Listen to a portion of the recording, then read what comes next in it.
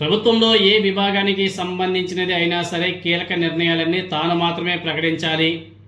వాటికి సంబంధించి ఏ కొంత మైలేజ్ వచ్చే ఛాన్స్ ఉన్నా అది తనకు మాత్రమే రావాలి అని చెప్పేసి ముఖ్యమంత్రి చంద్రబాబు నాయుడు గారు అనుకుంటూ లెక్కలు వేసుకుంటూ ఉంటాడు. అందులో తప్పేం లేదు. ఎందుకంటే ఒక పార్టీ అధినేతగా ముఖ్యమంత్రిగా అటువంటి నిర్ణయాలు తీసుకోవడంలో తప్పు లేదు. ప్రభుత్వ నిర్ణయాల ఘనత మొత్తం కూడా తనకే దక్కాలనే చంద్రబాబు నాయుడు గారు కోరుకోవచ్చు.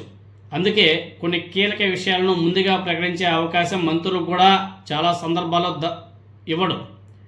ఎంతో కీలకమైన ఒక విషయాన్ని కేవలం ఒక అధికారి బహిరంగంగా ప్రకటించేయడం ఇప్పుడు పెద్ద చర్చనీయాంశమైంది. ఇలాంటి అంశాలని కూడా ఒక అధికారి ప్రకటించేస్తాడా అనేసి ప్రజలు కూడా విస్మయం వ్యక్తం చేస్తున్నారు. ఏపీలో ఇప్పుడు ఉద్యోగుల పదవీ విరమణ వయసు 62 సంవత్సరాలుగా ఉంది. ఆ వయో పరిమితిని ఇప్పుడు 65 సంవత్సరాలకు పెంచే అవకాశం ఉందని విద్యాశాఖ మౌలిక సదుపాయాల జేడీ రామలింగం గారు ప్రకటించేశారు. అది కూడా ఎక్కడ ప్రకటించాడంటే విద్యాశాఖలో ఒక ఉద్యోగి పదవీ విరమణ సభలో ఆయన ఈ బహిరంగ ప్రకటన చేశాడు.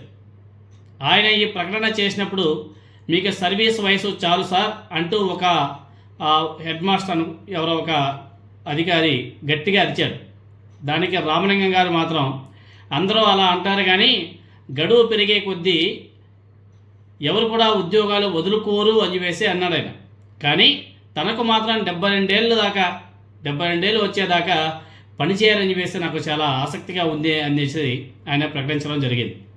సో ప్రభుత్వం గతంలో 62 ఏళ్లకు పదవీ విరమణ వయసు పెంచినప్పుడు చాలా చర్చ జరిగింది. ప్రభుత్వం వద్ద రిటైర్ అయ్యే ఉద్యోగులకు చెల్లించడానికి అవసరమైనటువంటి డబ్బులు లేవు, అందుకే పదవీ విరమణ పెంపు పేరుతో డ్రామా నడిపిస్తున్నారు అని చెప్పేసి అప్పట్లో పెద్దగా చర్చ అయితే నడిచింది.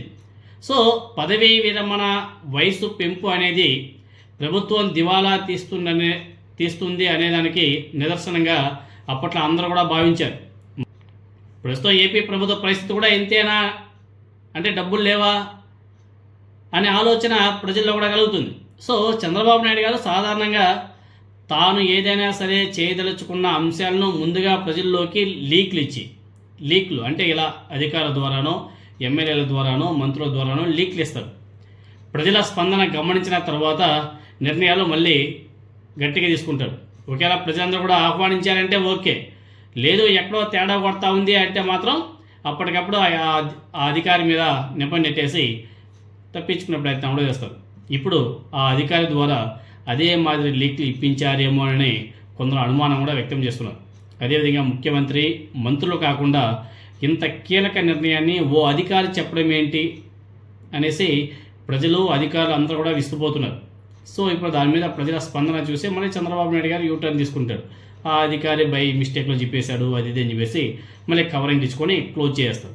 ఒకవేళ ప్రజల్లో మంచి స్పందన వస్తే మాత్రం అంతా కూడా మా చంద్రబాబు నాయుడు గారి అంతా నాగంతే అని చెప్పేసి చెప్పుకుంటారు. ఇది చంద్రబాబు నాయుడు గారికి ఆనాడు నుంచి ఉన్నటువంటి ఒక పెద్ద అడ్వాంటేజ్ అని చెప్పుకోవచ్చు, లేకపోతే అదొక ఆనవాయితీ అనేసి కూడా చెప్పుకోవచ్చు. ఇది